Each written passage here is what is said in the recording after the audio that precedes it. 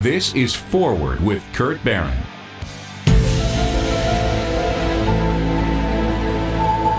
All right, we're back here on Forward. It is Thursday, which means it's time for another edition of the Miles Files. I'm joined on the phone by activist Miles Kristen, calling all the way from Austin, Texas. How you doing this morning, Miles? Doing good.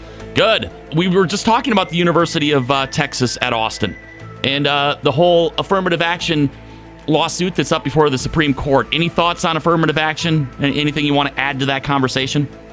I couldn't possibly say it better than the last caller who talked about the indigenous genocide. And I think people, need to take a moment and think about our history as a nation and what we did to the natives and how we enslaved people, and who are we to.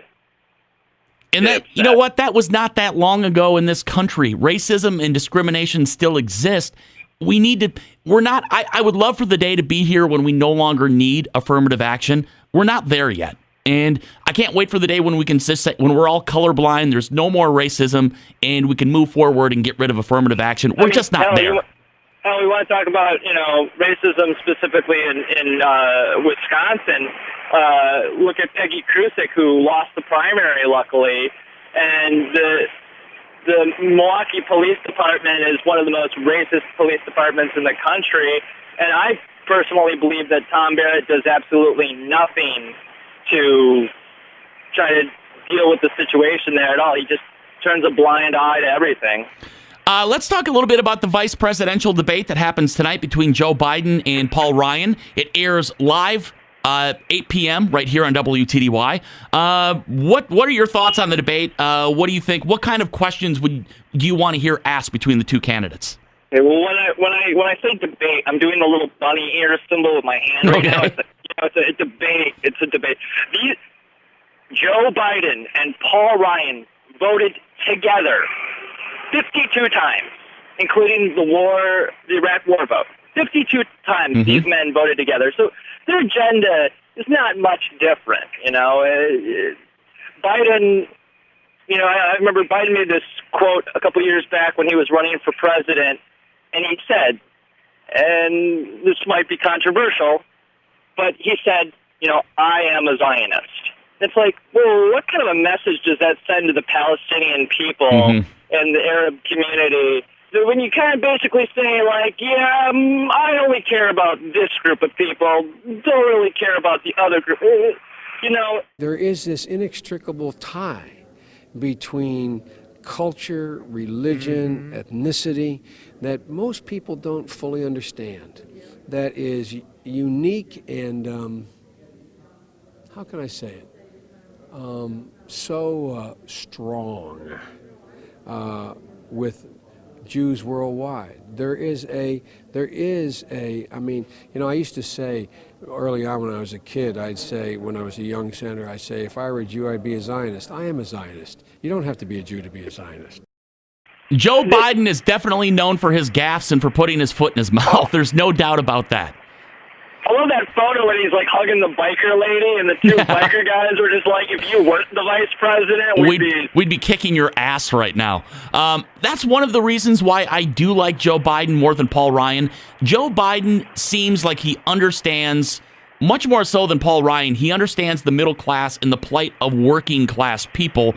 Paul Ryan's a career Washington politician that I don't think really cares about you or me. He cares about the people with money. Paul Ryan's a big government, fake neocon, or the neocon fake conservative. Joe Biden is there because they chose him because, where do all the credit card companies have their international headquarters? Delaware. What's the state? He's the senator of Delaware. He's there for big money reasons too. Biden's better than Paul Ryan, but when it comes to war policy, there's no real difference. All right. Speaking of war, we sent some troops and some warships over to Libya. Now there's this huge Benghazi debacle. Of course, the U.S. consulate in Benghazi, Libya, was attacked on September 11th, resulting in the death of 3 employees and Ambassador Chris Stevens. Initially, we were told by the State Department that it was a protest gone awry, that people were protesting the anti-Islamic film that was released online and that the protest went too far. The State Department has now admitted that it was a terrorist attack. And I just don't get, now there's a congressional hearing going on. I don't know why the Obama administration would try to cover up this attack as a protest gone wrong when in fact it was a deliberate terrorist attack. I know it's an election year, but the first report was that he died in a rocket attack, and then all this footage came out from overseas that they show footage of him he was carried out by a mob of people. Chris Stevens, yeah. Yeah, it's interesting how, 9/11 or the 7/7 attacks in England or, what happened in Colorado, so many different cases. There's the original story that comes out, and then part of it's disproven, and then the government comes out with a second version and a third version. And, I believe in a lot of conspiracies, and I think there's truth in a lot of conspiracies that are out there. And, I think that if you really want to figure out what's going on, a lot of times you got to look at international news sources because they tend to be a lot more honest. I do know that it's an election year. Obama probably doesn't want to look weak on foreign policy. Maybe someone in his administration or the State Department dropped the ball as far as security at the consulate, but it still seems odd that they would try to make this attack look like something other than what it was. Go ahead. One thing is for sure that you can't possibly trust Hillary Clinton in any way. Every time she talks about war, she laughs like an evil villain. I mean,